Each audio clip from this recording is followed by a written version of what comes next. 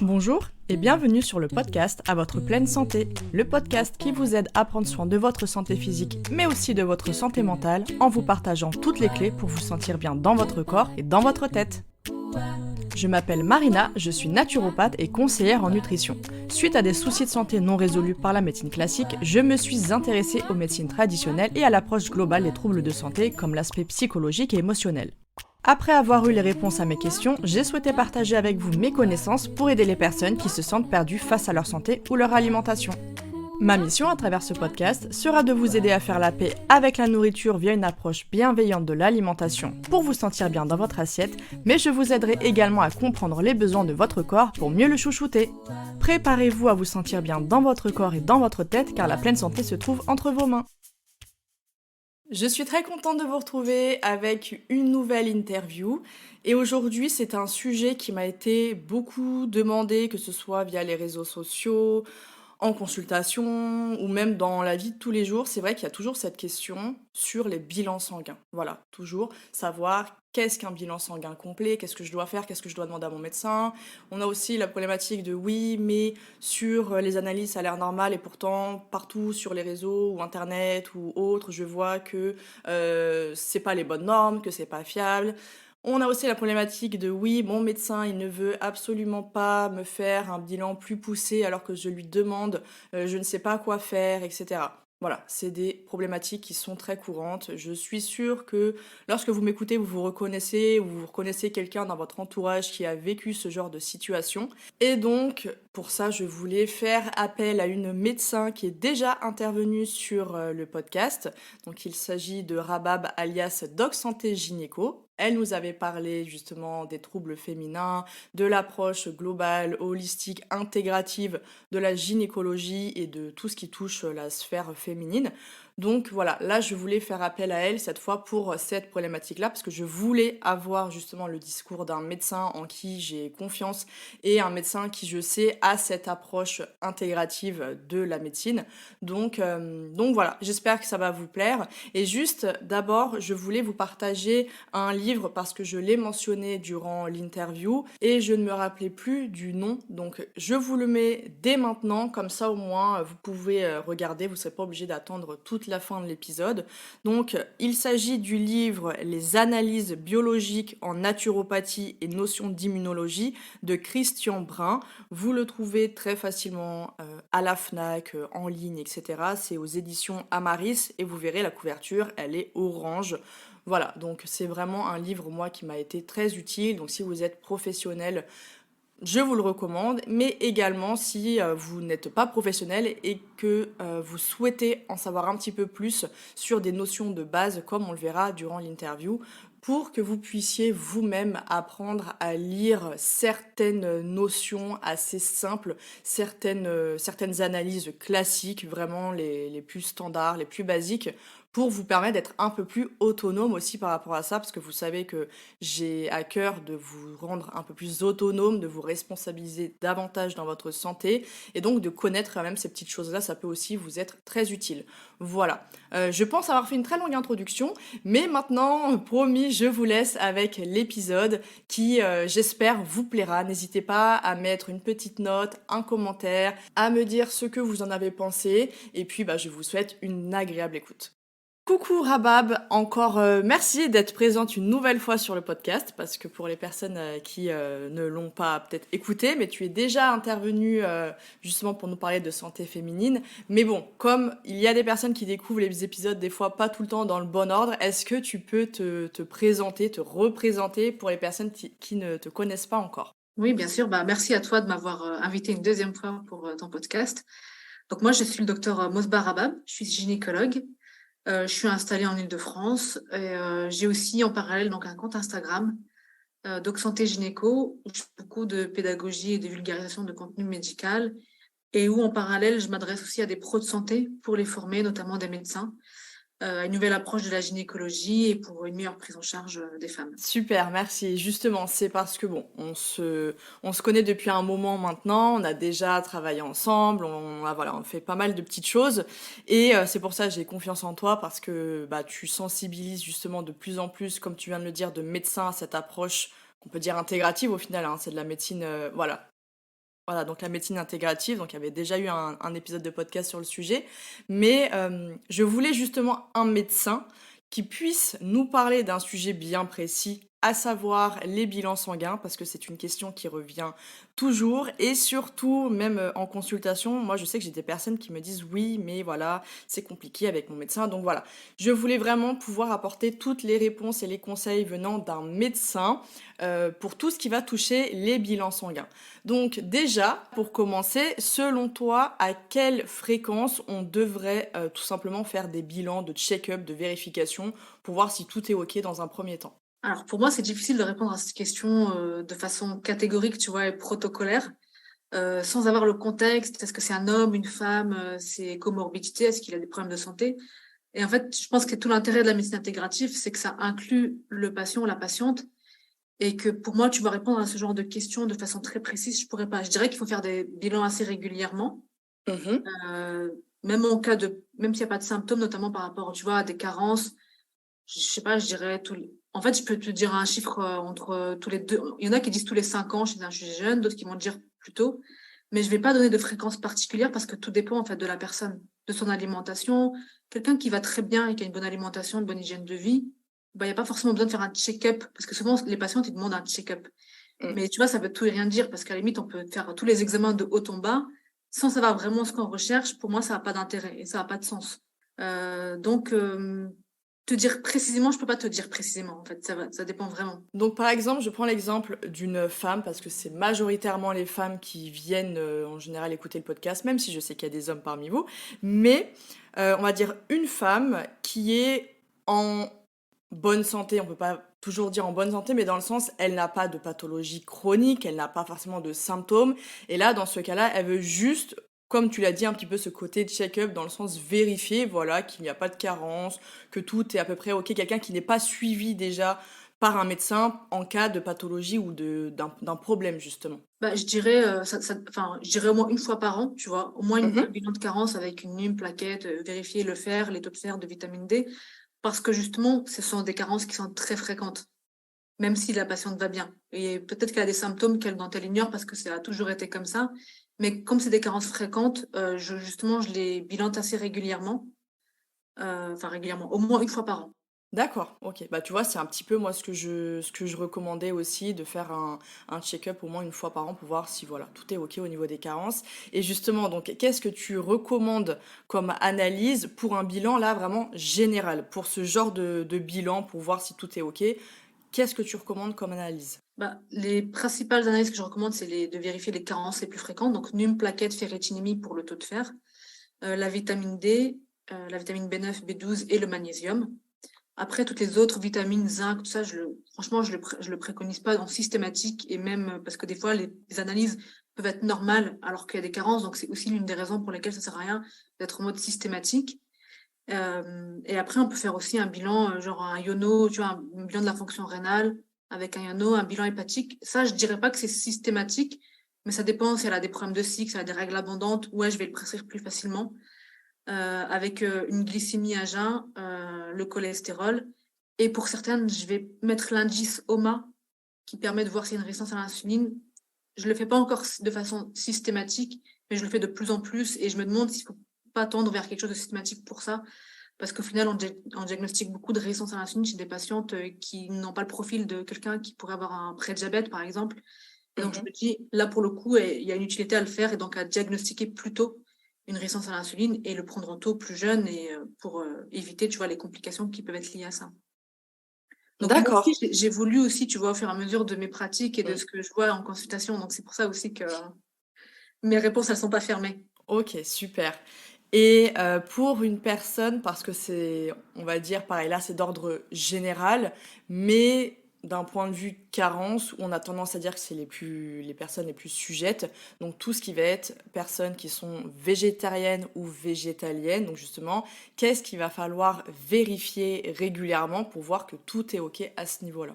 Bah, c'est un peu celle que j'ai dit, c'est-à-dire le taux de fer Mmh. et tout ce qui est vitamine B9, B12, pour voir s'ils ont besoin d'être supplémentés, surtout la B12 en général, chez les personnes végétariennes, de souvenir, c'est ça la plus fréquente.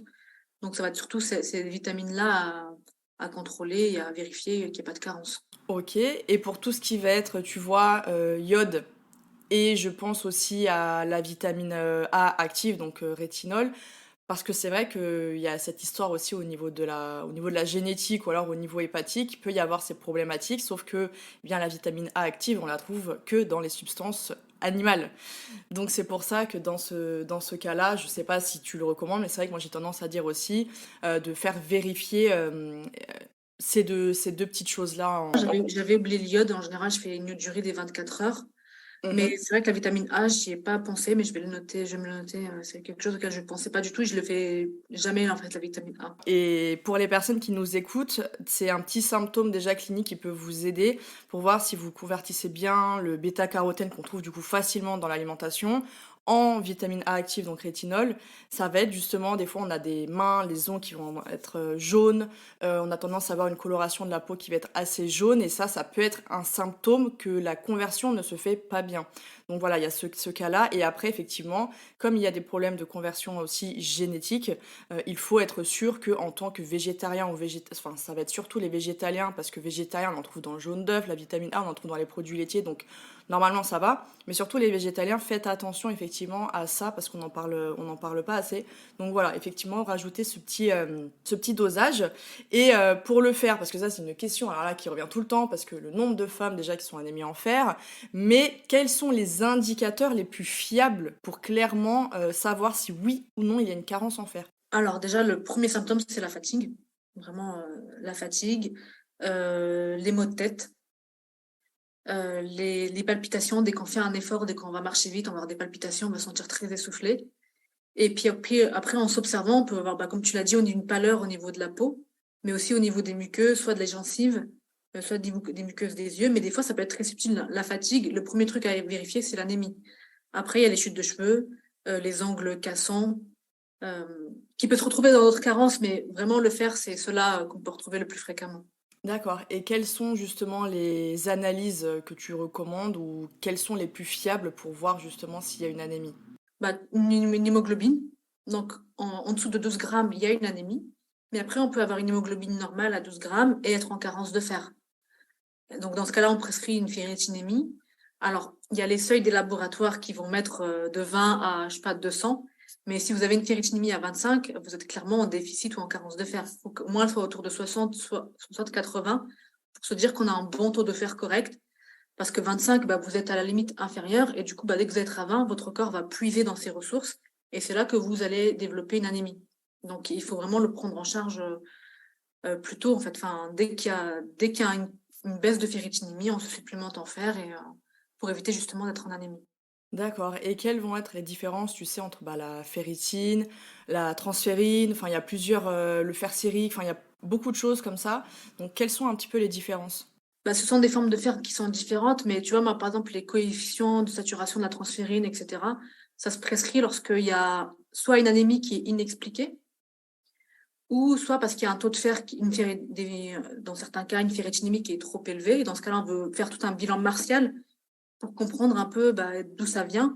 Mais moi, ça, c'est pas trop mon domaine. Ça, je le prescris vraiment pas habituellement, tu vois. C'est vraiment la ferritinémie associée à l'hémoglobine qui me permet de savoir si c'est une carence. Après, dès qu'il y a autre chose à explorer de façon plus importante, donc le bilan, on le fait. Et puis à ce moment-là, j'adresse vers un autre spécialiste qui va interpréter le bilan et savoir ça fait partie soit des maladies hématologiques qui sont pas forcément. Enfin, il y a l'anémie simple qui est liée à une perte de sang. Donc, chez la femme, la plus fréquente, c'est les menstruations ou d'autres origines d'un saignement. Et après, tu peux avoir une anémie avec des problèmes hématologiques, c'est-à-dire des problèmes liés au sang. Dans ce cas-là, c'est une autre spécialité qui va s'en occuper. OK, d'accord. Et donc justement parce que là tu parlais un petit peu tout à l'heure, des problèmes plutôt liés aux femmes et tout ça. Donc qu'est-ce que tu vas recommander comme analyse pour faire un bilan gynéco justement ou voir juste s'il y a des troubles gynéco, des troubles féminins, tout ce qui touche la sphère féminine? Alors déjà, comme je disais, il y a pas de bilan systématique, c'est vraiment du cas par cas. Mais on va dire que dès qu'il y a un trouble du cycle, dès qu'il y a des cycles irréguliers, des règles abondantes, on va faire un bilan, enfin en tout cas moi je fais un bilan hormonal assez facilement pour faire un état des lieux. Donc les bilans hormonaux, on les fait généralement en première partie de cycle, au début des règles. Et on va doser tout ce qui est hormones, FSH, LH, estradiol, ou aussi un bilan thyroïdien complet, puisqu'en fait tout est lié, donc on va vraiment tout faire en même temps pour pouvoir interpréter tout en même temps. Donc un bilan thyroïdien complet, euh, la prolactine, qui est l'hormone de l'allaitement qui peut assez interagir avec les cycles, la glycémie à jeun et l'indisoma. Là, pour le coup, dès qu'il y a des troubles du cycle, je le fais systématiquement. Et j'en ai oublié un. Donc la thyroïde, la prolactine, la FSH/LH. Ah oui, et puis après, tout ce qui est les hormones masculines, pour vérifier qu'il n'y a pas d'anomalie au niveau de ces hormones-là. J'associe maintenant au bilan hormonal un bilan hépatique et un bilan de carence, parce que c'est lié, dès qu'il y a des carences, il peut y avoir un déséquilibre hormonal qui va être accentué. Et le bilan hépatique, c'est vraiment de principe pour vérifier qu'il n'y a pas d'anomalies hépatiques qui peuvent expliquer les troubles hormonaux. Il y en a D'accord. très rarement, mais je le fais de principe. Oui, bah c'est bien déjà. C'est pas tout le monde qui va le faire donc. Et maintenant, on arrive justement à ce fameux bilan thyroïdien. Donc, c'est pareil parce que là, c'est encore un sujet. Voilà, il y a beaucoup de choses à dire là-dessus. Mais donc, qu'est-ce que tu recommandes comme type d'analyse pour faire un bilan thyroïdien complet? Alors, je sais que beaucoup, enfin, nous, ce qu'on nous apprend en tant que médecin classique, c'est que TSH, et on nous dit qu'à partir du moment où la TSH est normale, il n'y a pas besoin d'aller plus loin. Sauf que clairement, ça suffit pas. Enfin, c'est comme si on dosait qu'une partie du fonctionnement et qu'on dosait pas le reste. Donc, c'est la TSH, la T4 et la T3.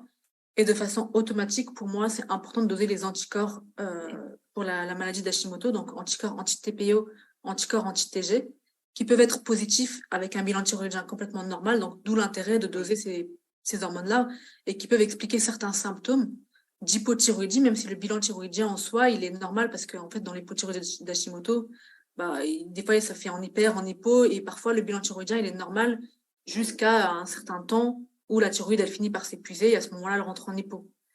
Donc, pour avoir diagnostiqué beaucoup de patientes avec des anticorps positifs de façon très élevée, hein, et un bilan thyroïdien normal, maintenant, ça rentre dans mon cadre de prescription automatique. Et je sais que ça l'est pas du tout pour la plupart des médecins, parce que c'est pas ce qu'on nous apprend, parce que la Sécu contrôle aussi, et on voit des courriers aux médecins qui font. Donc, du coup, on développe d'autres techniques pour pouvoir prescrire ce bilan-là. Mais en tout cas, d'un point de vue médical, c'est ce qu'il faut prescrire. D'accord. Et idem pour la maladie de base d'eau, du coup, ça sera les mêmes. Et c'est beaucoup moins associé à des troubles féminins comme l'hypothyroïdie d'Hashimoto. Donc, la maladie D'accord. de base d'eau, les anticorps, je le fais que s'il y a des signes d'hyperthyroïdie. Ok. D'accord. Et j'imagine que du coup, tu rajoutes aussi forcément iode et sélénium aussi qui peuvent être une carence, qui peuvent expliquer aussi un Oui, oui. dysfonctionnement. Ouais. Ok. Super. Et maintenant, qu'est-ce que tu recommandes comme analyse pour les problèmes de burn-out ou d'épuisement? Parce qu'on parle beaucoup aussi du cortisol et tout ça, donc j'aimerais bien que tu nous parles de ce qui est recommandé à faire comme analyse et comme bilan en cas de soit burn-out avéré, diagnostiqué, ou alors vraiment un épuisement voilà, qui est quand même assez important. Alors, pour le coup, tu vois, dans ces analyses-là, par exemple, en cas de burn-out, on va dire le plus important, c'est la clinique, c'est les symptômes. Doser le cortisol, à mon sens, enfin, à mon avis, ça n'a pas trop d'intérêt parce que peut-être qu'il sera trop bas, justement, il sera effondré, mais d'un point de vue thérapeutique, ça va pas nous changer grand-chose parce que on a le patient, on sait ce qu'il a, on a posé le diagnostic, on a ses symptômes. Le bilan, c'est pas le plus important. Ça va être surtout ses symptômes, son alimentation et son mode de vie, son hygiène de vie. C'est sur ça qu'on va agir. Le bilan, oui, on va faire un bilan de carence pour vérifier qu'il n'est pas carencé, comme toute personne. Vérifier qu'il n'y a pas une hypothyroïdie qui est fréquente aussi dans le burn-out, puisque ça, en cas de stress trop important, ça va agir sur la thyroïde. Mais faire plus, je vois pas l'intérêt, puisqu'on sait sur quelle thérapeutique agir. On sait que voilà, ça va surtout être le repos qui va être primordial, une bonne alimentation riche en certains nutriments. Il y en a qui vont. J'avais déjà entendu parler de supplémenter en hydrocortisone, etc. Mais pour moi, non, c'est vraiment le traitement du burn-out, c'est du repos et de remettre une hygiène de vie, un cadre d'hygiène de vie, une bonne gestion du stress, peut-être lui prescrire certaines plantes, etc. Mais tu vois, là, pour le coup, dans le burn-out, le bilan biologique, hormonal, à part la thyroïde, pour le coup, ou si c'est une femme et qu'elle a des problèmes hormonaux, une absence de règles, mais qui peuvent être expliqués tout simplement par l'épuisement qu'elle a, tu vois. Donc là, le bilan biologique, j'ai pas l'impression qu'il va nous apporter beaucoup. Et moi, je suis dans cette démarche où quand je prescris quelque chose, c'est de qu'est-ce que j'en attends et à quoi il va me servir plus tard, tu vois. D'accord, OK. Et donc c'est vrai que pour une personne qui, voilà, n'a peut-être pas forcément, enfin, elle le sait quoi, qu'elle est en burn-out et donc elle sait entre guillemets ce qu'il faut faire. Mais en fait, après, je pensais peut-être, tu sais, aux personnes qui vont avoir justement au niveau des surrénales, qui vont avoir des soucis à ce niveau-là.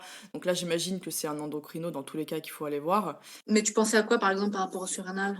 Bah justement, s'il y a suffisamment de sécrétion à ce niveau-là, au niveau des hormones, tu vois, là, au niveau des hormones surrénaliennes, et parce qu'on peut avoir des déficiences, tu sais, soit au niveau de l'hypophyse, soit au niveau des surrénales, donc de savoir justement d'où vient le problème et tout ça. Ouais, après, oui, c'est des bilans qui se font, mais pas spécifiquement dans le cadre du burn-out.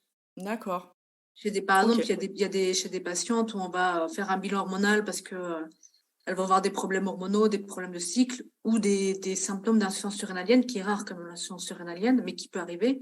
Et ben à ce moment-là, oui, on va faire tout un bilan hypothalamo-hypophysaire pour faire le point. Par exemple, tu vois, si elle a, on va faire un bilan simple avec le FSH-LH et la thyroïde. On va voir qu'il y a un déséquilibre, qu'il y a une hypothyroïdie, mais que aussi sa FSH-LH, elle est basse.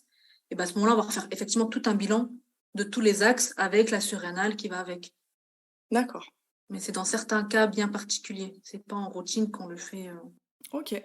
Bon bah super, c'est toujours bon à savoir. Et pour les personnes qui à chaque fois se demandent ces fameux résultats, on en parlait tout à l'heure des résultats de laboratoire, mais comment expliquer justement que ces normes, elles sont pas fiables? Donc je prends l'exemple, tu l'as dit tout à l'heure, la ferritine qui est toujours beaucoup trop haute dans la valeur qui est censée être la plus basse, mais aussi bah, la TSH. Je sais qu'il y a également des morts, je crois que c'est la vitamine D aussi qui est touchée. Enfin, il y a beaucoup de valeurs qui sont pas justement fiables. Je sais pas comment l'expliquer. Je peux pas dire pourquoi parce que je pense que par exemple pour la ferritinémie, tu vois, c'est large, 20, 200. Enfin, est-ce qu'ils mettent large pour justement parce que c'est difficile de cibler? Parce qu'un dosage, en fait, il faut se rendre compte que c'est un dosage, c'est-à-dire qu'on prend un échantillon du sang et on dose sur cet échantillon. Donc c'est très, enfin c'est en général les analyses sont fiables, mais on peut quand même se tromper. Donc est-ce que c'est pour ça que c'est très large? Je ne sais pas. Et pour la TSH, idem, tu vois, les normes de la TSH, ben, elles sont à un certain seuil.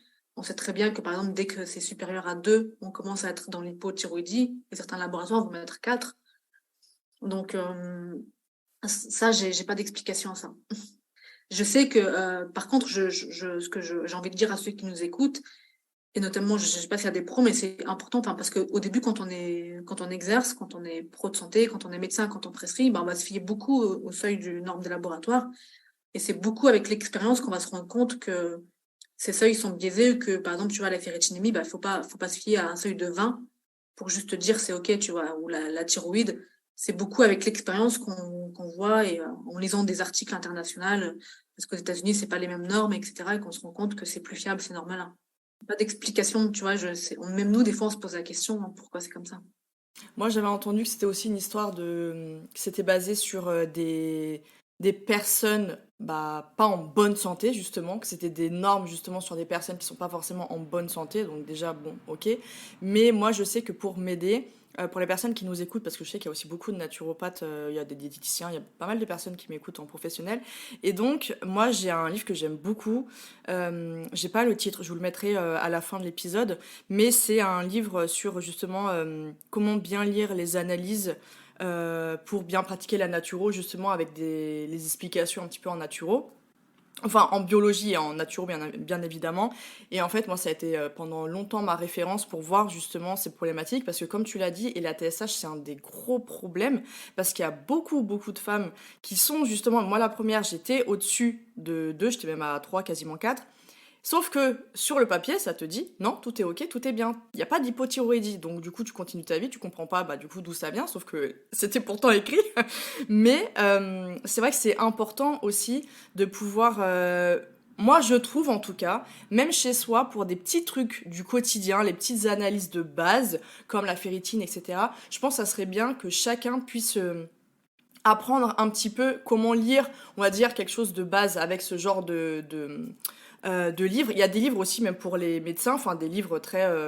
voilà, qui sont vraiment pour les médecins, et donc de vous renseigner. Après, tout ce qui va être super compliqué, tout ce qui va être bilan endocrinien vraiment poussé et tout, non mais bien sûr, mais vraiment les petites choses de base comme ça, ouais, avec les carences, avec les petites choses qui peuvent justement vous aider. Et pour moi, c'est mieux parce que plutôt qu'à chaque fois de demander sur les réseaux, moi j'ai beaucoup de choses comme ça, on me demande sur les réseaux, oui, mon truc il est atteint, hein, je fais quoi, c'est normal ou pas, bah achetez des livres ou alors regardez un petit peu, renseignez-vous.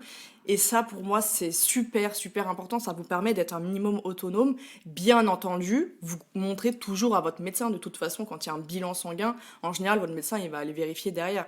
Mais voilà, comme ça, au moins, ça serait mon petit conseil. Et sachant qu'il existe des livres là-dessus qui sont très bien faits pour tout le monde. Donc, franchement, je vous recommande ça.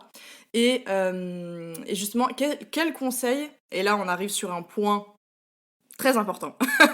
Quel conseil tu donnerais aux personnes qui se voient refuser donc les analyses par leur médecin, parce que c'est très courant malheureusement, alors qu'elles aimeraient faire ces analyses pour avoir toutes les informations, et malheureusement, et ça c'est une réponse que j'entends très souvent, le médecin répond c'est pas la peine, il n'y a pas besoin, non mais voilà. En gros, il y a un recalage qui se fait immédiatement, la personne se sent frustrée parce qu'elle aimerait avoir quelque chose de plus poussé, parce qu'elle s'est renseignée justement et elle sait qu'il y a des choses qui existent. Je pense encore une fois à la thyroïde. En fait, c'est super frustrant parce que après on se retrouve à devoir payer nous-mêmes nos analyses, quoi. Donc c'est pour ça que j'aimerais tes conseils par rapport à ça. Alors, déjà, dans un premier temps, je vais aborder tout doucement, tu vois, les choses. Parce que déjà, dans un premier temps, quand vous allez voir votre médecin, je pense que le plus important, c'est d'abord de dire ses symptômes, ce pourquoi on vient. Parce qu'il y a des patients, tu vois, même moi, je reçois des patientes, elles me disent, je veux un bilan hormonal ou je veux un bilan complet. Sauf que pour moi, ça veut rien dire, en fait, un bilan hormonal ou un bilan complet. Et donc, et aussi, bon, après, il y a donc c'est pareil, tu vois, c'est comme il y a des patients qui vont demander un scanner. En fait, le patient, même s'il a s'est renseigné, même s'il a lu, j'estime que il peut pas demander comme ça un examen, mais qu'il va donner des symptômes et qu'après, c'est au médecin de voir quels sont les examens à faire. Et après, c'est vrai qu'il y a des médecins qui vont pas prescrire les examens parce qu'ils vont juger que c'est pas nécessaire, parce qu'ils sont pas assez formés sur certaines pathologies ou sur certains symptômes, pardon, et qui va juste dire, bah non, c'est normal, prenez juste ça va aller mieux, etc. En fait, si vous avez tout fait, c'est-à-dire que si vous êtes venu chez le médecin, vous avez donné vos symptômes, vous avez quand même insisté en disant, ouais, mais quand même, j'ai lu ça, est-ce qu'on pourrait pas faire un bilan de première intention et voir après? Si malgré tout ça, le médecin refuse, il faut malheureusement changer de médecin jusqu'à en trouver. Il y en a, hein, il y a des médecins qui vont vous prescrire des traitements, qui vont prescrire des bilans complets. Moi, je le fais, je prescris des médecins j'ai formé des médecins qui le font. Il faut savoir que la plupart des médecins qui ne le font pas, c'est parce qu'ils sont mal formés. En fait, nous, de base, on n'est pas formés à la médecine. On est beaucoup formés à tout ce qui est diagnostic d'urgence, diagnostic vital. Et on est aussi beaucoup dans l'impasse quand on se retrouve face à des patients qui ont certains symptômes dont on ne sait pas d'où ça peut venir. Et parce qu'on n'a pas été formé là-dessus. Et donc, nous demander un bilan, alors qu'on ne sait pas quel bilan, tu vois, moi, les bilans dont je te parle aujourd'hui, il y a 3 ans, 4 ans, je ne le faisais pas. Parce que j'avais pas eu cette formation, j'avais jamais lu là-dessus. Et c'est ce que je raconte souvent, ce qui m'a poussée à former d'autres médecins, c'est que moi-même, j'avais mes patientes qui me disaient, ah ouais, mais dans ce cas-là, pourquoi j'ai des règles abondantes enfin, tu vois, mais mon bilan n'était pas assez poussé, donc j'avais pas le diagnostic et je prescrivais pas les bons traitements. Donc il y a une grosse part de formation. Et ce que je veux dire, c'est que votre médecin, c'est pas qu'il est contre vous ou qu'il veut pas vous soigner, mais quand on sait pas quoi prescrire et après comment l'interpréter, parce qu'il y a beaucoup de médecins qui me disent, ouais, j'ai prescrit un bilan hormonal, mais après, j'en fais quoi si moi, je sais pas l'interpréter? C'est aussi beaucoup pour ça qu'il y a pas, que certains médecins ne vont pas accéder. Il y a aussi, en fait, il y a un peu des deux. C'est-à-dire que, je répète, c'est-à-dire que le patient doit dire des symptômes et pas juste ce qu'il veut comme bilan, parce que nous, avec les symptômes, ça va nous aider. Et après, si malgré ça, il n'y a pas de réponse positive, faut changer de médecin, changer de praticien je sais que parfois, ça peut être long de trouver le bon praticien qui vous écoute, qui prescrit. Ouais, je sais, hein, je connais la problématique, mais le problème, c'est que, voilà, c'est ce que j'ai dit, c'est-à-dire il y a des patients qui vont demander des bilans qui ne sont pas adaptés, donc on ne peut pas non plus se fier aux patients, tu vois. Enfin, c'est pas pour que ce soit mal pris, mais on peut se fier à un patient qui nous demande un scanner, par exemple. Nous, on a besoin de savoir Ah quel est le oui. symptôme et pourquoi il faut un scanner, ou pourquoi il faut une prise de sang ou une écho. Non, ça là-dessus, je te rejoins complètement parce que et c'est le danger aussi de la surinformation et que tout le monde puisse dire un petit peu tout et n'importe quoi sur Internet, c'est que, en fait, quand t'as mal, quand t'es en désespoir, tu vas chercher. En tout cas, la majorité des gens, ils vont chercher. Sauf qu'ils vont tomber sur des sites, ils vont tomber sur des posts Instagram, enfin bref, même un post Instagram ne suffit pas à vous diagnostiquer. Mais en fait, ils vont se retrouver dans plein de symptômes, sauf qu'en fait, il y a énormément de symptômes qui vont dans énormément de pathologies qu'on retrouve un petit peu partout. Et donc, ils vont se retrouver là-dedans, puis là-dedans, puis là-dedans, et donc ils vont vouloir plein de choses. Et ça, effectivement, c'est vrai que je pense que c'est important, comme tu viens de le rappeler, de faire aussi. Alors, il y a des médecins où effectivement ils sont juste braqués, et là c'est vraiment des expériences que j'ai entendues. Oui, bah allez-y, prenez ma place, on vous y êtes. Mais vraiment des trucs comme ça, vraiment, c'était assez. Bref, hein, c'est vraiment triste quoi d'être comme ça avec ces patients. Il y en a qui sont comme ça, mais ils sont pas tous comme ça, tu l'as dit très bien, toi-même tu n'es pas comme ça. Et c'est vrai que c'est très dur aujourd'hui, en tout cas en France, de trouver quelqu'un qui va avoir cette approche intégrative et qui va vraiment chercher le pourquoi du comment, vraiment de manière très intéressée. Et en fait, effectivement, il y a des personnes qui vont s'auto-diagnostiquer en amont déjà d'une consultation médicale et qui vont effectivement exiger. Donc effectivement, je pense que c'est bien, comme tu l'as dit, de commencer, avant de demander tout de suite, de commencer par faire une liste. Vous venez avec votre liste de symptômes, comme ça vous êtes sûr de rien oublier. Et effectivement, après, le médecin, vous savez un petit peu ce que vous voulez, par exemple. Moi, je pense aux personnes qui savent pour la thyroïde. Elles ont tous les symptômes, les frilosités, et la prise de poids, et les sourcils qui tombent, et les cheveux qui tombent. Tout ça qui va... Voilà, il y a des gros signes quand même cliniques. Maintenant, les personnes savent un petit peu. Donnez les symptômes. Après, voyez ce que la personne, le médecin vous dit. Et si vous voyez en effet, là, pour la TSH, justement, je sais pas quelle est la meilleure manière de... Comment on pourrait demander justement au médecin de dire, voilà, est-ce que ça serait possible, s'il vous plaît, ou j'ai lu... Je sais pas comment il faudrait que les personnes puissent dire qu'elles ont fait des recherches, mais sans pour autant que ça touche trop l'ego du médecin. Parce que c'est ça aussi des fois qui pique et qui fait qu'il y a une rétractation. Donc comment elles peuvent demander les choses sans que ce soit justement perçu comme un petit pic d'ego de la part du médecin? Ouais, après, je pense qu'elles peuvent le demander simplement, genre juste, docteur, ou j'ai lu que, après, enfin, vu mes symptômes, est-ce qu'il faudrait pas mieux faire d'emblée la T4, la T3 avec? Et vous voyez, de toute façon, comme tu l'as dit, un médecin qui se braque, ben, ça va être compliqué dans la relation médecin-patient, tu vois, c'est aussi ça. Donc, mais juste pour revenir, tu vois, par exemple, tu me disais, une fois, il y a une patiente, elle vient pour un bilan hormonal, et en fait, elle avait des troubles du sommeil. Mais tu vois, troubles du sommeil, t'as pas besoin de faire un bilan hormonal. Oui, les hormones sont en cause, mais il n'y a pas besoin de faire un bilan hormonal. Et là, je l'ai adressée vers un spécialiste du sommeil qui va la prendre en charge. Donc, en fait, des fois, les patients, ils pensent une certaine chose et que c'est pas la bonne. En fait, il y a un peu de tout qui est imbriqué, mais clairement, il y a des choses à changer dans le système médical actuel, vu comment il est fait. Euh, on a des patients qui croient plus ou qui ont plus confiance aux médecins et des médecins qui se braquent parce qu'ils se disent, bah, justement, les gens ne nous font plus confiance. On est dans une société de consommation. On me demande d'être un prestataire. Et donc, du coup, ça, il y a une confrontation. Et donc, c'est là qu'il y a quelque chose à changer, tu vois, à apaiser, à changer la relation entre les médecins et les patients. Enfin, parce que c'est une question de relation, tu vois. Tout est une question de communication aussi. Ouais, mais c'est pour ça que, et je l'avais déjà dit la première fois que tu étais venue sur le podcast, mais c'est pour ça que heureusement, il y a des personnes comme toi qui font cette initiative de bouger les choses, de faire changer les choses, et petit à petit ça va venir, hein, forcément. Mais et d'ailleurs justement les médecins que tu formes, il y a une liste, il y a quelque chose pour les personnes qui voudraient justement consulter quelqu'un qui a été formé de manière un peu plus intégrative? Alors, pour l'instant, non, parce qu'il n'y en a pas beaucoup aussi déjà. Et parce que pour l'instant, je ne suis pas encore organisme de formation. Donc, quand ma formation, la Gynéco Academy, sera un organisme de formation, on verra comment on peut mettre ça en place pour respecter, bah, si le médecin qui a été formé souhaite que son nom apparaisse quelque part et que ce soit légal, parce que il faut aussi qu'on s'assure de la légalité de faire des listes de médecins formés. Tu vois, je sais pas du tout D'accord. là-dessus, mais en tout cas, enfin, on est en train de créer un réseau, tu vois, où on s'adresse des patients les uns les autres pour améliorer la prise en charge des patientes. C'est D'accord. le but, hein. Le but, c'est que moi, à un moment donné, en consultation, j'avais tellement de femmes qui me disaient, j'ai vu tellement de médecins avant vous, pour des soucis que j'ai réglés, que j'ai vus en 2 consultations. Un bilan, tu vois, une consultation pour faire les symptômes, un bilan prescrit, hop, le diagnostic est posé.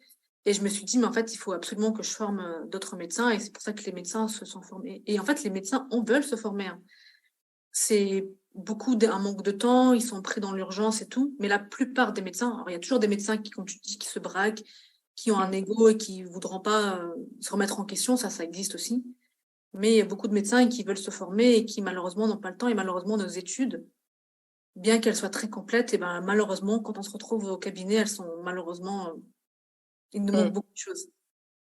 Et moi, Bah, j'ai c'est ça. beaucoup appris des naturopathes, j'ai beaucoup appris de plein d'autres professions et beaucoup de médecins à l'étranger, au niveau américain, enfin aux États-Unis, qui sont beaucoup plus en avance que nous. C'est fou ça, mais c'est le truc qui revient tout le temps, mais dans tous les domaines.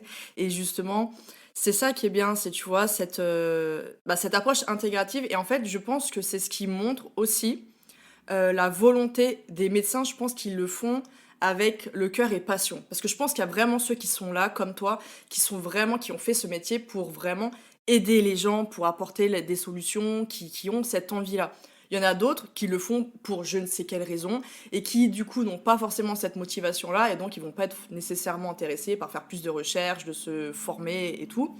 Mais tu vois, je trouve que le fait que l'approche intégrative arrive de plus en plus en France montre que non seulement il y a peut-être espoir aussi pour que certains domaines qui jusque-là étaient la France se braquait comme la naturopathie, à absolument pas du tout les reconnaître, alors que ça serait bénéfique pour tout le monde, ça éviterait beaucoup d'arnaques et beaucoup de déviance et tout ça.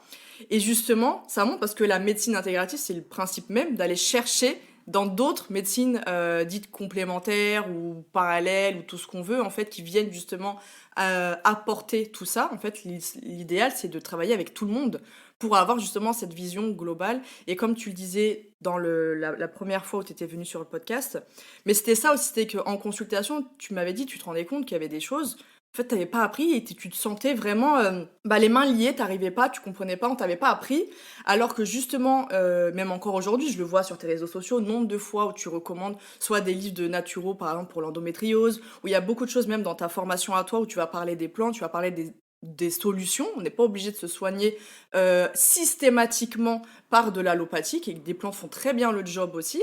Et en fait, ça, c'est génial. Et ça montre justement que cette cohésion est tout à fait possible. Et c'est la meilleure, au final, pour les patients, même d'inclure aussi l'axe psychologique. En fait, c'est tout ça. Et c'est vrai qu'en médecine, en tout cas, actuellement, après, je sais pas comment les choses vont changer, mais c'est vrai que c'est cette vision causaliste, holistique, qui a tendance à manquer, malheureusement. Et en plus, comme tu l'as dit, vous êtes vachement formés à l'urgence, au diagnostic vital, donc là, tout de suite, maintenant, et pas forcément, il y a des choses qui sont chroniques, qui durent depuis 20 ans, qui a pas forcément d'explication voilà, sur le bilan ou quoi, et pourtant, qui sont bel et bien là. Et donc, c'est là de se dire, ouais, il faudrait peut-être chercher ailleurs, quoi. Pour Donc, ouais. rebondir à ce que tu dis, Marina, par rapport à la vision intégrative holistique, en fait, elle se développe de plus en plus, notamment pour des pathologies comme l'endométriose ou le SEPK, où on voit bien que le traitement médical pur ne suffit pas. Parce que si des médicaments, en fait, quand les médicaments suffisent, bah oui, on a réglé le problème et on va pas chercher plus loin. Sauf qu'on voit bien avec des pathologies comme l'endométriose que, quels que soient les traitements, quels que soient les traitements médicaux ou hormonaux, bah, il y a quand même des patientes qui continuent à en souffrir. Donc là, on est obligé de trouver des solutions. Et bah, la solution, on la trouve dans d'autres axes de prise en charge, la kiné, l'ostéopathie, la naturopathie, enfin, l'alimentation, tout ça. Et donc, ces pathologies-là dans lesquelles on est confronté à des impasses qui nous font développer cette vision intégrative de la médecine. Il y a de plus en plus de centres spécialisés en endométriose qui ont d'autres praticiens que des médecins pour prendre en charge leurs patientes. Mm. Oui, mais je suis sûre, ça met du temps parce qu'en France, on est à la traîne, hein, comme toujours. Mais petit à petit, ça va finir par arriver. Et pour les personnes qui, effectivement, parce que trouver un médecin généraliste qui prend de nouveaux patients, aujourd'hui, c'est très compliqué. Il y a cette pénurie de médecins. Voilà, il se passe ce qui se passe. Mais par contre, moi, ce que je recommande, c'est de voir tout simplement, tu sais, sur Doctolib en visio, si c'est juste pour parler d'un symptôme, de plusieurs symptômes et demander un bilan. N'hésitez pas vraiment à vous renseigner sur voilà, les plateformes comme Doctolib, les plateformes qui sont vraiment bien reconnues, pour vous permettre de trouver quelqu'un qui pourra vous aider. Ce sera peut-être plus facile effectivement que trouver sur place un nouveau médecin généraliste qui va prendre de nouveaux patients, parce que c'est vrai que c'est très très compliqué aujourd'hui. Je sais pas trop pourquoi d'ailleurs, mais voilà. Il y a eu peu de médecins, enfin peu d'étudiants formés. Il y avait le numerus clausus à une époque, et on n'a pas anticipé les départs à la retraite. Et enfin, il y a plein de choses qui n'ont pas été anticipées. Et la démographie médicale aussi fait que il y a beaucoup de consultations. Donc les médecins se retrouvent surchargés. Mais du coup, je rebondis aussi un peu. Je pense qu'aujourd'hui, il y a une crise au niveau médical, au niveau de la prise en charge des patients, mais aussi au niveau du système hospitalier, libéral. Et je pense que ça va profiter pour qu'il y ait un nouveau système qui naisse après ça et qui sera mieux. Je l'espère, tu vois. C'est un truc qui me donne de l'espoir. C'est que là, le système, on voit bien qu'il est arrivé à saturation. Les patients souffrent, les pros souffrent, tout le monde, le système est en train de se casser la figure. Et j'espère que ce qui va se construire après sera quelque chose de beaucoup mieux pour les médecins, les professionnels de santé et aussi les patients. Oui, j'espère aussi. Et comme tu l'as dit, je pense que c'est ce qui commence à venir. Le reste le fait, justement les États-Unis, Canada, après d'autres pays européens. Je pense que ça sera forcément la suite. Ou alors vraiment, à la France, ils sont vraiment, vraiment déterminés à rester coincés dans leur truc. Mais bon, j'espère en tout cas effectivement que ça sera le cas. Pour terminer, quel est le conseil le plus important que tu aimerais partager, ou alors un petit mot de fin, voilà, pour les personnes qui nous écoutent? Un conseil général? N'importe, ce qui te vient instinctivement. Alors, ce qui me vient instinctivement, on en a parlé un peu, c'est plus la relation avec son médecin et comment on va demander les choses à son médecin. Déjà, ce que j'ai envie de dire, c'est que chacun sait s'il va bien ou non. Ça, je le répète souvent, c'est-à-dire que votre corps, vous le connaissez. Si vous avez un symptôme qui n'est pas habituel ou même qui traîne depuis longtemps, vous savez vous-même si c'est normal ou pas. Donc, lorsque vous allez voir un médecin pour ce symptôme-là ou pour d'autres symptômes et que vous avez envie d'être prise en charge pour ça, si vous voyez qu'il n'y a pas d'écoute en face et qu'il n'y a pas ne serait-ce d'une prise en charge, on ne parle même pas de faire un bilan, qu'il n'y a pas de prise en charge quand on vous propose rien et qu'on vous dit juste ça va passer, n'abandonnez pas, allez chercher un autre médecin, même si parfois c'est compliqué, on l'a dit, il n'y a pas beaucoup de médecins, les délais sont parfois longs, mais je vous assure qu'il y a des très bons médecins et qu'il y a des médecins qui sont à l'écoute. C'est difficile de les trouver. Mais voilà, n'abandonnez pas. Et quand on a un souci de santé, toi et moi, Marina, on sait ce que c'est. Il faut parfois chercher longtemps pour trouver la solution. Mais désespérez pas, vous allez trouver quelqu'un qui vous prendra en charge, qui vous fera un bilan et qui vous traitera. Voilà, c'est une petite note d'espoir que j'ai envie de vous donner. C'était super, et comme quoi il faut toujours écouter son instinct. Ça, c'est la base, et je pense qu'à chaque fois que les mots de fin, ça se termine comme ça. Très souvent, c'est quelque chose qui renvoie à l'instinct et faites-vous confiance. Moi, en tant que médecin, il y a des fois où j'avais des patientes en face de moi qui rentraient pas du tout dans la maladie dont elles me parlaient. Enfin, je sais pas, elles avaient des symptômes un peu inhabituels. Et comme elles insistaient, je me suis dit, ok, vas-y, je vais lui faire, et puis comme ça, on sera fixé. Et en fait, il se trouve que la patiente a souvent raison dans ces cas-là. Donc, je pense que chacun sait c'est son corps, en fait. Enfin, c'est ça. Exactement. Donc vraiment, faites-vous confiance, et sans aller pourtant fouiller sur Doctissimo et les trucs voilà qui vont vous mettre des fausses idées dans la tête. C'est ça, exactement. Mais effectivement, faites-vous confiance et continuez de chercher. De toute façon, ça je vous le dis à chaque fois, mais si ça n'a pas été la bonne solution, si ça n'a pas été ce qui a été efficace pour vous, si n'importe, il y a un obstacle, prenez un autre chemin. Vous allez finir par trouver, même si ça prend du temps.